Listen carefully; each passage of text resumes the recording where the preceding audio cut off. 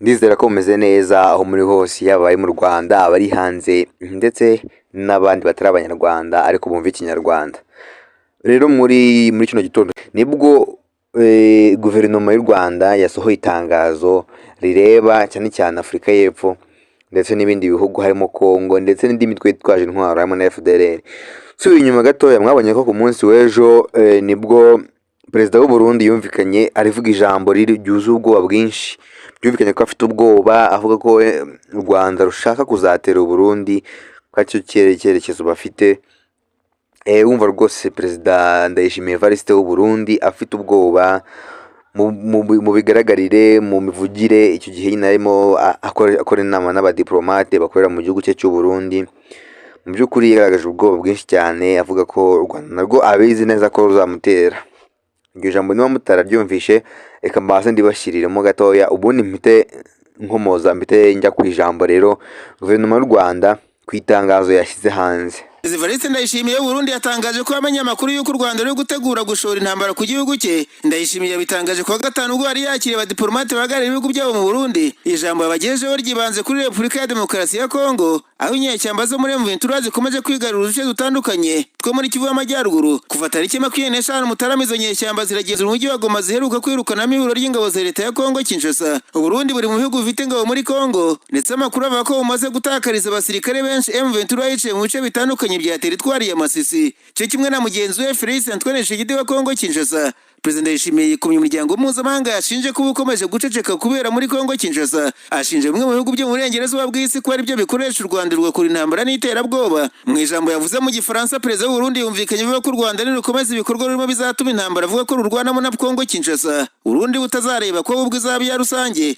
Ati murabona ibibera hano hafi y'iwacu, kubera iki mukomeje guceceka? Ese umuryango mpuzamahanga ntubona ingaruka? Mbabwira ko ibintu bikomeza gutya hari ibyago by'uko intambara izaba rusange mu karere kose. Ndayishimiye yavuze ko Burundi bwamenye ko u Rwanda ruri gutegura kubushoza w'intambara, kuko ngo rumaze igihe rutegura impunzi zikomoka muri iki gihugu ku buryo hari n'izoherejwe kurwana muri Kongo Kinshasa. Ati abantu ntibagomba gukomeza kurebera. U Rwanda nirukomeza kwigarura ubutaka bw'akarere duherereyemo, ndabizi ko ruzanagera mu Burundi, kubera ko barimo baraganiriza urubyiruko rw'impunzi babaha intwaro, magingo bari no kubarwanisha mu ntambara ya Kongo. Umunsi umwe bazagera mu Burundi, ntabyo tuzemera, intambara izaba iya rusange. Iyo gahunda y'uko hari icyo bari gutegura ku Burundi turayizi, gusa icyiza nuko Abarundi baryamiye amajanja. Ndayishimiye yunzemo ati umuryango mpuzamahanga nutagira icyo ukora, twebwe hano mu Burundi ntabwo tuzarebera. Mbisubiremo, umuryango mpuzamahanga ukwiye gufata ibi bintu nk'ibikomeye, kuko dufite ikibazo mu karere. Yavuze ko Burundi atari bwo bwonyine butewe n'ikibazo n'u Rwanda, kuko ibihugu nka Tanzania, Uganda na Kenya nabyo bishobora kugirwaho n'ingaruka, kuko uburasirazuba bwa Kongo nibutagira amahoro,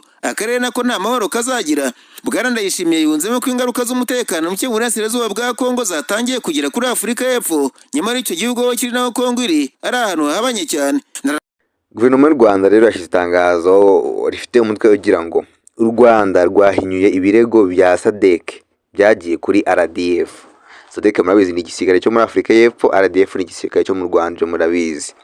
Tariki ya kabiri Kigali, tariki ya 2 Gashyantare 2025, u Rwanda rwahakanye ibirego byatanzwe ku ngabo z'u Rwanda RDF mu itangazo ry'inama idasanzwe ya SADC ryabaye tariki ya 31 Mutarama 2025. RDF irinda imipaka y'u Rwanda ku bitero n'ibindi byago, kandi ikarengera abasivile, ntabwo itera abasivile.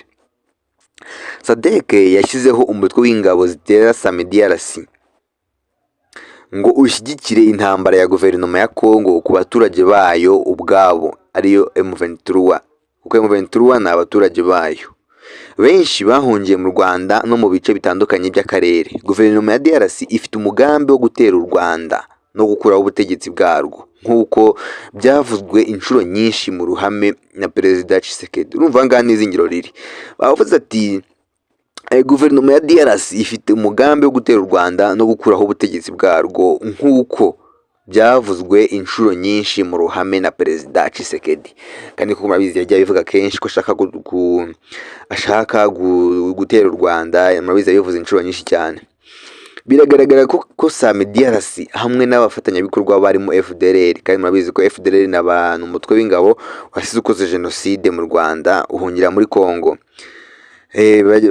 Bagira bati rero biragaragara ko SAMIDRC hamwe n'abafatanyabikorwa barimo FDLR n'abacanshuro b'abanyaburayi ari bo barimo gushimangira aya makimbirane, kandi bakwiye kuvaho kuko barushaho gukomeza ibibazo byari bihari. Impamvu y'uko SAMIDRC yatumiwe na guverinoma ya DRC nta shingiro ifite, kuko bariyo kurwana ku baturage b'icyo gihugu, ariko mu by'ukuri barateza amakimbirane ku Rwanda. Amakuru yavuye i Goma kuri ibyo byagaragaye, hamwe n'inyandiko zigaragaza imyiteguro y'ibitero yakozwe ku bufatanye n'ingabo z'amahanga ziri muri DRC harimo na FDLR, yerekana ko intego za gisirikare zidakumira gutsinda M23, ahubwo harimo no gutera u Rwanda. Kuko murabizi bagaragaje ibitwaro biremereye cyane, ibitwaro indege z'intambara, bigaragara ko mu by'ukuri atari zo gutera, atari zo gukumira M23 yonyine, ahubwo harimo no gutera u Rwanda. Nk'uko mubizi barashize isasu byinshi mu Rwanda, hari i Rubavu, nubwo bimwe na bimwe ingabo z'u Rwanda zagiye zibikumira mu kirere zikoresha Iron Dome. Iyo ngiyo rero bumva ko bamaze kubona yuko bari bashaka gutera u Rwanda, rero bagakomeza basoza bavuga ngo u Rwanda rwakomeje gushimangira umuti wa politike ku bibazo biriho, kandi rwakiriye neza igitekerezo cy'inama ihuriweho na EAC na SADC. Naho ngaho byarangiriye, naho ng'iryo tangazo ryarangiriye. Iryo tangazo ryari mu Cyongereza, niyo mpamvu ngende shyize mu Kinyarwanda. Ni itangazo guverinoma y'u Rwanda yashyize hanze. Nk'uko rero mubyumvishe, iyi ngiyi ni itangazo ryanze rinyomoza ibyo Afurika y'Epfo ndetse n'u Burundi ndetse bakomeje kugenda bavuga ngo turashaka kuzabatera tukabahirikaho ubutegetsi biki, ariko ibyo byose mwumva ko bamaze kubihinyuza. Ndagushimiye rero wowe ubashije kumva kino kiganiro, ndagira ngo ukore subscribe niba ntacyo bigutwaye, ukore like, rwose ni ibintu byiza kandi by'ingirakamaro. Dukomeze twagura n'umuryango wacu wa YouTube channel. Ndagushimiye, mugire ibihe byiza.